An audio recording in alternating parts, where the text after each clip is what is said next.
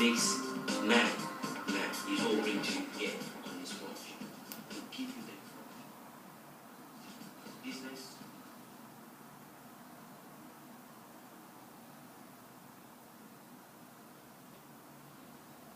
Hi, welcome back to another edition of Nigeria section of what we're talking about, Nigeria 2015 election. As you know, the whole world are watching Nigeria, the most populous black nation in the world, the most populous black nation, of course, on the African continent, 170 million still counting. Is it going to be APC or is it going to be the PDP? Nonetheless, the vote of the masses count, and it is down to you to make sure you elect and you vote for the right candidate and the right party that may take us, a nation, forward. You've heard about the transformation agenda of Mr. President Jonathan, and you have seen the wind of change that has been brought by the APC. As we discuss who is going to be there for February 14th, we have the pleasure in the studio today with us, a section of the APC and a section of the PDP. Or, as we will likely classify them to be, we have a team of APC in the House and a team of PDP in the House. On the right-hand side, we have Mr. Benga, who is the former chairman of the PDP United Kingdom. You're welcome to the program. Thank you, Goodman. And Mr. Elijah, or is it Isaiah? Elijah, who is the secretary of the PDP United Kingdom, present secretary. Yeah. You're welcome to the program. Thank you very much. And on the left-hand side, we have Mr. Philip, who is a PRO, secretary of the APC United Kingdom. And of course, the deputy chairman of APC United Kingdom, Mr. Tunde Doherty, in the House. Good morning, Alistair. Good morning, Nigeria diaspora. Good morning, Nigeria. Be ready for the change. The changes here. APC is the change. Well, thank you very much. So let me ask first and foremost, because always when we come to politics here in the diaspora, we tend to have a section that will say, well, they're not the party. They're not members of the party.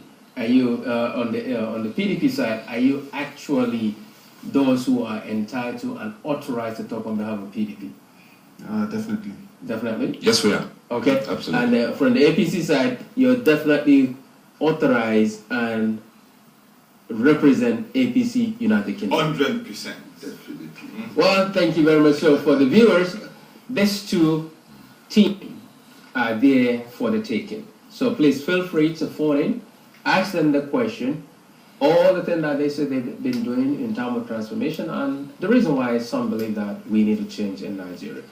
Mr. Benga, you've been the former chairman and still an active member of the PDP. We've seen you when some of the governorship candidates were in town making a presentation. Do you sincerely believe that the PDP has done enough to deserve other electorates to vote for them in the coming election?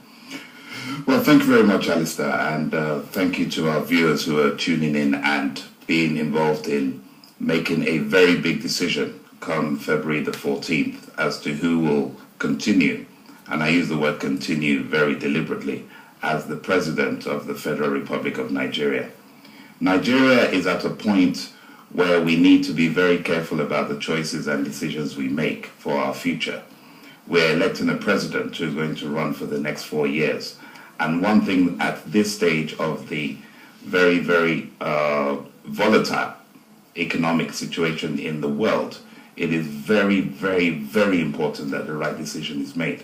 We have a president whose track record over the last 4 years, at the very least, shows that in areas of infrastructure, the economy, you take all aspects of the economy, there isn't any area that the president has not touched.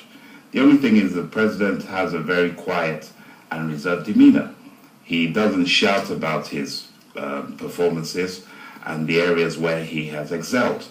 He leaves that, of course, to Nigerians to consider and to look at critically. The opposition will have you believe, by selectively looking at areas of insecurity and corruption, which they tend to harp about, that this president hasn't done enough, hasn't done sufficient. In fact, they'll have you think that we've gone backwards in the last 4 years. But if you critically look at the areas, and we can do that with objectivity, you find that this is a president who has excelled in the area of democracy, true democracy. in the area of having free and fair elections, whether his party is involved or not. He's made the votes of ordinary Nigerians count. And that is a far cry from what we had before 2011. He has ensured that if you're a Nigerian, you're truly a Nigerian, and your voice and your decision counts. And that's the reason why everyone is so interested in February the 14th, Valentine's Day, because it means that for once, you can be sure that when you cast your vote, it will have a meaning. And if you reflect on the areas of transportation, on the areas of federal roads, on the areas of the economy as a global indices, when you look at the GDP of the country and you look at how Nigeria has improved in terms of its earning power in oil and non-oil sectors. And these are things that the intellectuals will have us believe can be measured.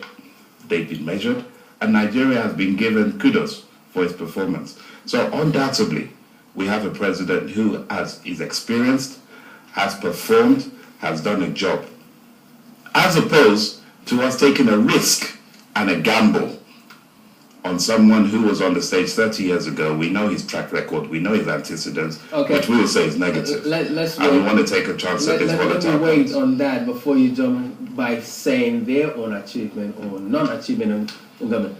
Mr. Doherty, you heard the reason why he believed that PDP should be retained in government come February 14th. Why should people then vote for APC? Thank you, Alistair. Yeah, he himself has already said